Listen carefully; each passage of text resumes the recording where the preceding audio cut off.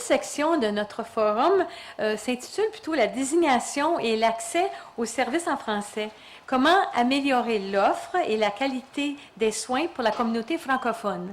Et pour ça, nous avons la directrice présidente du réseau des services de santé en français de l'Est de l'Ontario, Jacinthe Desaulniers. Un petit peu de biographie à son sujet. Elle a occupé plusieurs postes cadres au sein des centres hospitaliers universitaires dans la région d'Ottawa, ainsi que le poste de directrice régionale du réseau de télémédecine de l'Ontario. Elle a également enseigné à l'École de gestion Telfair de l'Université d'Ottawa, en plus d'avoir siégé à plusieurs conseils d'administration dans le domaine de la santé et des services communautaires. Diplômée de l'Université d'Ottawa, elle détient un baccalauréat en administration ainsi qu'une maîtrise en gestion des services de santé. Alors, depuis 2009, Mme Desaulniers assure la direction générale du réseau des services de santé en français de l'Est de l'Ontario. C'est un long mot. Et maintenant, elle mettra de l'avant l'importance du processus de désignation afin de garantir une offre active des services de santé en français de qualité et aussi voir la participation des francophones à cette amélioration des services. Alors, Mme Desaulniers.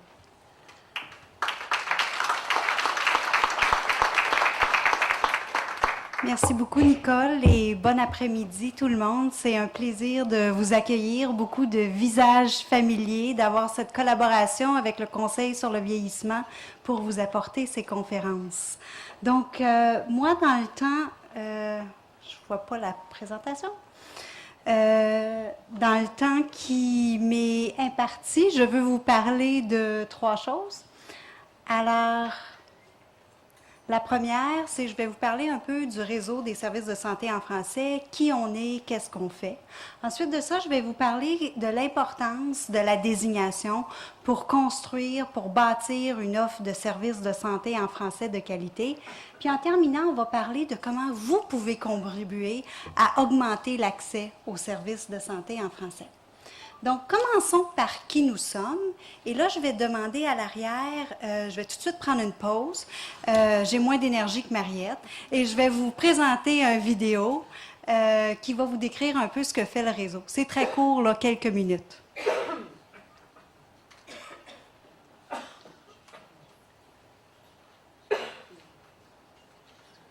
Oh. Oui, il y a un petit... Est-ce que ça va ou est-ce que je poursuis?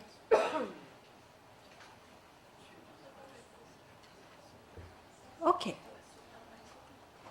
Prendre la souris? On me dit d'essayer la souris. Oups.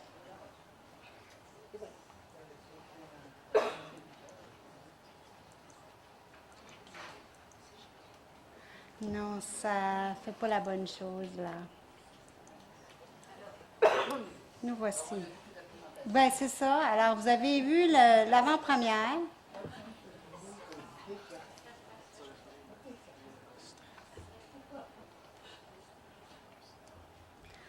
OK. Alors, on va oublier la présentation pour l'instant. Je cherche désespérément Miguel Desieux qui va tout me régler ça. Mais...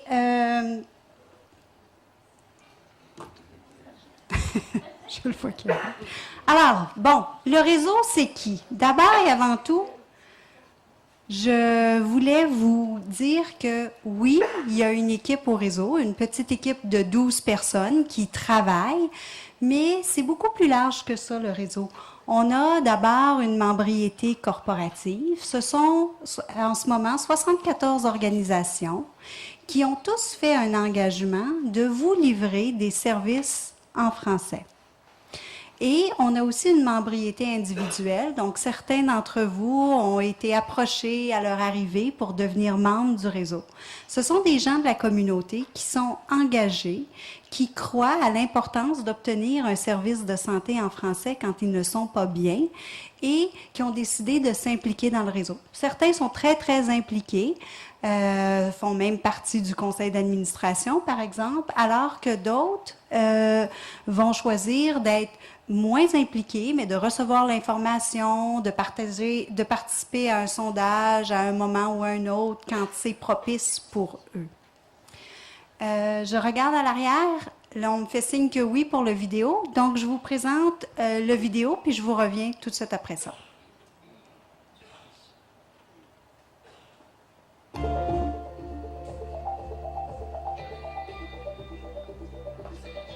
Vous allez vous reconnaître, Madame Fraser. Le plan stratégique, c'est ce qui nous inspire. C'est ça qui guide toutes nos actions, toutes nos décisions.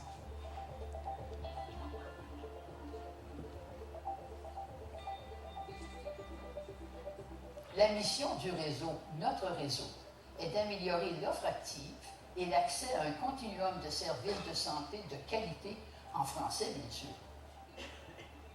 En tant qu'organisme francophone, nous accomplissons notre mission en engageant le système de santé et la communauté dans toute sa diversité.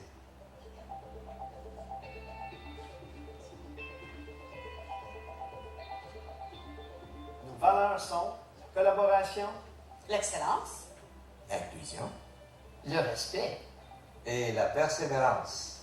Le système de santé est en transformation. Ce qui ne change pas dans cette transformation, c'est que la qualité du service est améliorée à chaque fois que les francophones reçoivent des services en français.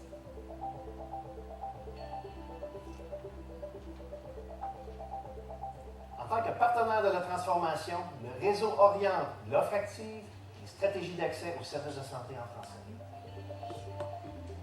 Nous suivons la mise en œuvre de ces orientations et nous contribuons à des solutions viables de services de qualité en français.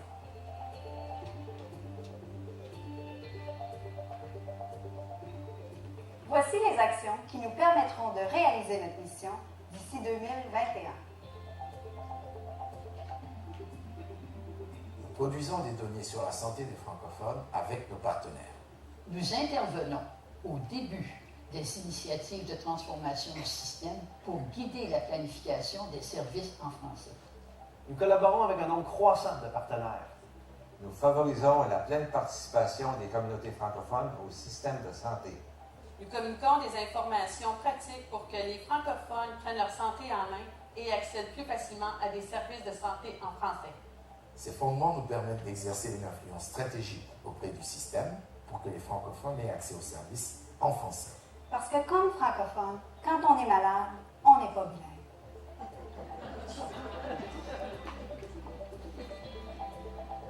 Chaque jour, le réseau exerce un leadership éclairé pour que les francophones vivent pleinement leur santé en français.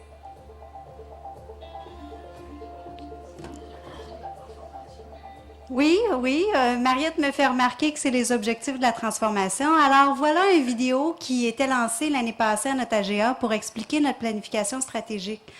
Les gens que vous avez vus sont tous des membres, soit individuels ou corporatifs du réseau.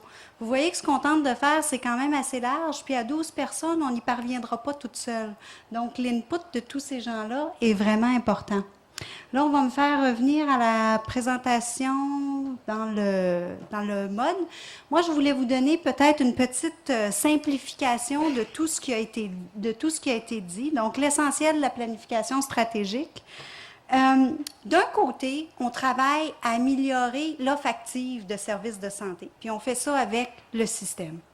De l'autre côté, on doit travailler à habiliter, à informer la communauté francophone sur où sont les services de santé en français. Parce que c'est seulement la rencontre de ces deux choses-là qui va amener un réel accès aux services de santé. Si on a un, mais on n'a pas l'autre, on n'a pas l'accès. Et pour soutenir ça, ce que ça nous prend, c'est des données probantes. Donc, premier thème, discuter, voilà ce que le réseau fait. Maintenant, pourquoi la désignation, c'est si important? La désignation, c'est une démarche qui est rigoureuse pour développer... prochaine, Racia, s'il vous plaît. Prochaine. Voilà. C'est une démarche rigoureuse pour développer et garantir une offre active de services de santé en français. Donc, une organisation qui va offrir des services de santé, c'est pas juste un vœu pieux. Si on veut réellement offrir des services de santé en français, il faut s'organiser, il faut se structurer pour être capable de le faire. Et ça, l'Office des affaires francophones a développé 5 critères qui sont importants qui sont assorties de 34 exigences de conformité. Donc, quand une agence passe à travers le processus de désignation, c'est vraiment un exercice réfléchi, là. Puis au bout de ça, puis je regarde Simone qui a un beau plan de désignation, au bout, là, quand ils déposent leur plan, là, c'est qu'ils ont vraiment fait leur devoir. Et la désignation, c'est, vous le voyez en gros, là, c'est un saut de qualité, c'est une garantie, là. C'est pas juste une organisation qui a dit oui, oui, moi je vais le faire, puis vous allez arriver là, puis peut-être que vous allez avoir les services, peut-être que vous les aurez pas. Fait que c'est important la désignation parce que c'est un processus rigoureux, puis à la fin, il y a vraiment une possibilité d'avoir des services qui sont offerts activement et qui sont garantis. Si on passe à la prochaine, là je regarde, OK. L'autre raison pourquoi c'est important la désignation, c'est parce que ça prend racine dans la loi sur les services en français de l'Ontario. Donc, dans ça, il y a une garantie de permanence. Puis je vais vous donner un exemple dans la transformation. On a dit tantôt, le système de santé, il change continuellement. Prenons l'exemple des casques. Oui, oui, le casque de Champlain et le casque de Sud-Est, eux, c'était le 17 mai, mais voilà, le 24 mai, les deux casques de notre région sont maintenant plus des corporations indépendantes, ils sont dans les Airlis. Sauf que le casque de Champlain était désigné. Donc, les obligations liées à la désignation suivent l'organisation. Donc, pour les francophones, il n'y a pas une perte de service. Dans le Sud-Est, je regarde parce qu'on a des gens du Sud-Est aussi, on avait un plan de désignation qui était avancé. Notre souhait, ça va être de continuer à le travailler, de viser vers ça. Donc, c'est pour ça que c'est entre autres pour ça que c'est important. Mais je veux vous parler de prochaine acétate, s'il vous plaît, parce que ça n'a pas l'air de marcher pour moi, s'il vous plaît. Il y a des avantages de la désignation à plusieurs niveaux. Puis j'aimerais ça commencer par à votre niveau, pour vous, pour la communauté. Quand une organisation est désignée, bien, ça rend les services disponibles, mais pour vous, c'est une indication claire. Si l'agence est désignée, ici, je peux avoir des services de santé en français. Puis si, malheureusement, pour une raison ou une autre, vous n'êtes pas capable d'obtenir votre service, bien, vous avez des recours parce que l'agence est désignée. Et donc, vous pouvez, par exemple, vous, certainement, le mentionner à l'organisation qui a une responsabilité. Ça peut monter jusqu'au commissaire au service en français qui a le pouvoir d'enquêter. Et plus tard, on va avoir une présentation de l'Ombudsman des patients. Si ça a eu un impact sur la qualité de vos services, vous pouvez aussi avoir un recours. Et ce qu'on souhaite, c'est pas souhaite, mais ce qui se passe, c'est si vous vous présentez chez un organisme désigné, que son plan de désignation est à jour et qui vous offre des services, bien, vous allez avoir une expérience de soins améliorée. Ça a aussi des bénéfices, prochaine acétate, s'il vous plaît, pour les fournisseurs de soins de santé. Alors moi, je vais vous dire que ça arrive des fois, mais très rarement, la majorité du temps. Quand on rencontre un fournisseur de soins et qu'on lui parle de l'importance d'offrir des services en français, ils sont réceptifs. Mais la première question qu'ils ont pour nous, mais c'est comment je fais ça? Par où je commence? Comme je vous ai dit tout à l'heure, la désignation, c'est un processus rigoureux qui permet de répondre à toutes ces questions-là. Fait que c'est vraiment un moyen pour eux de dire, OK, j'ai une intention, je veux servir la population francophone, qu'est-ce que je dois faire? Ah, je dois recruter du personnel francophone. Ah, je dois changer mes politiques. Ah, je dois communiquer comme ça. Donc, c'est vraiment un mode d'emploi, si on peut dire. Et ça met aussi en place un processus de surveillance, parce que c'est une des exigences de la désignation. Donc, ça permet l'offre active. Et finalement, j'aimerais ça vous parler des bénéfices au niveau de la région ou du système, fait que la planification régionale. Si on met ensemble les organisations, donc dans une région en particulier, on a plusieurs organisations qui sont désignées, bien, on commence à construire un système à l'intérieur du système de santé. On a un continuum de soins et un continuum de soins selon un standard, selon un standard établi. Donc, et ça nous donne aussi de l'information sur les services qui sont disponibles, les services qui ne sont pas disponibles, alors ou d'autres, est-ce qu'on devrait bonifier l'offre de services en français. Donc, c'est vraiment un mécanisme indispensable à la planification régionale. Ce qui m'amène à ma dernière, je regarde Aline, il me reste 5 minutes. Parfait. Si on regarde, comment pouvez-vous contribuer, vous, à ça?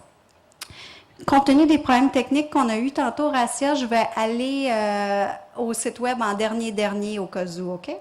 Alors, première chose, n'hésitez pas à vous informer sur les services disponibles, sur le système, comment ça fonctionne.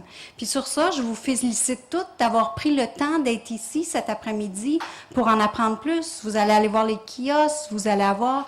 Je veux aussi vous amener, entre autres, sur notre site web, parce qu'il existe plusieurs moyens en ligne de savoir où sont les services qui sont disponibles en français.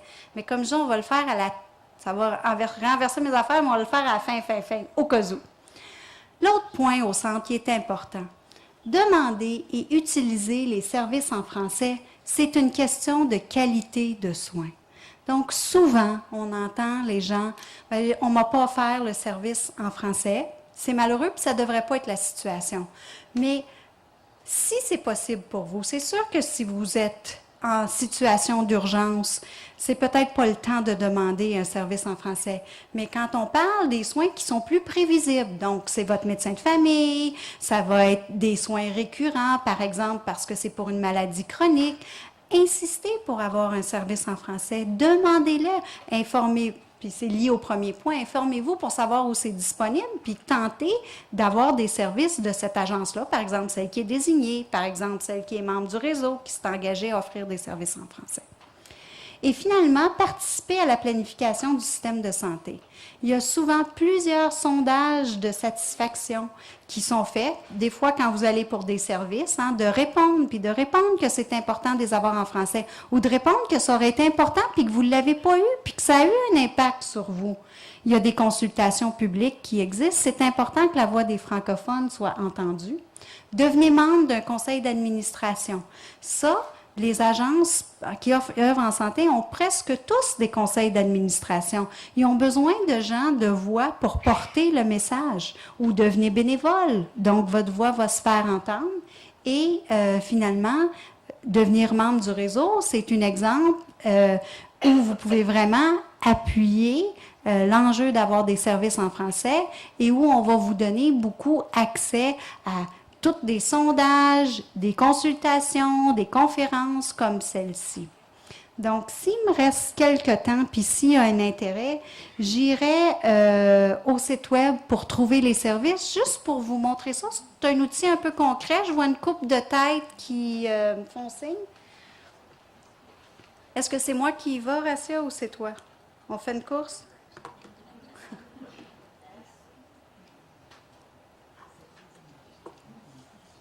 Bon, moi, je peux y aller? Ah oui, je le vois.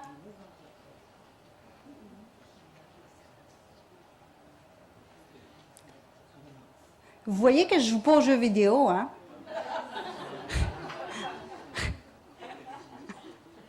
Mais je pense que c'est parce que j'ai pas de... Comment on dit ça? De tapis à souris, là. Donc, OK, je ne vais pas le faire comme ça, mais je vais vous dire, sur notre site web, il y a entre autres un libellé qui dit « Trouver les services ». Si vous allez sur ça, puis vous cliquez, vous allez voir une carte qui va apparaître, c'est géolocalisé, puis vous allez voir, par exemple, toutes les agences. Ah, on y arrive. Donc, je ne sais pas, Racia, si tu peux le faire pour moi, je n'arrive pas à contrôler la souris, elle est en délire en avant, là. Donc, vous allez... C'est un petit mulot. Donc, vous allez voir les agences qui sont désignées. Vous allez les voir sur la carte, où ils sont situés, quelle est bonne. Si vous cliquez sur un des petits... ça a l'air des montgolfières rouges, là. Vous allez avoir le descriptif de l'organisation. Puis si cette organisation-là a un site web, bien, vous allez avoir le lien à son site web. Vous pouvez cliquer tout de suite, puis vous allez savoir, est-ce que c'est des services de santé mentale, est-ce que c'est des services de première ligne de soins primaires, est-ce que c'est des services communautaires. Donc, toutes les agences qui sont désignées sont identifiées ici. Si on retourne sur le site web, vous avez ici une liste qui est faite de la même façon de tous les membres corporatifs du réseau. Je ne rentrerai pas dans ça, mais il y a des membres corporatifs qui, pour une raison ou une autre, ne sont pas désignés. Donc, la même chose, vous allez pouvoir trouver leur information. S'ils sont membres du réseau, puis j'en vois un de nos membres ici, ils se sont engagés à offrir des services en français. Donc, vous pouvez être assuré que vous allez en avoir si vous allez là.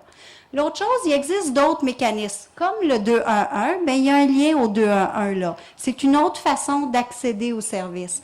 Donc, je vous invite vraiment à consulter la page. Puis, je finirai, j'ai vu le 1 minute en vous disant, c'est un des bénéfices de devenir membre du réseau, c'est qu'on va vous partager cette information-là parce que c'est vraiment dans nos objectifs de augmenter l'offre, mais aussi de vous habiliter à prendre, je peux-tu dire, à prendre avantage de cette offre-là, de profiter de cette offre-là. Donc, merci infiniment pour votre écoute et j'inviterai vos questions. Ah, Mariette me dit, c'est gratuit. Ah, j'ai oublié mon tagline. C'est gratuit, c'est facile, il y a des gens de l'équipe, ils vont le faire pour vous aujourd'hui si vous voulez.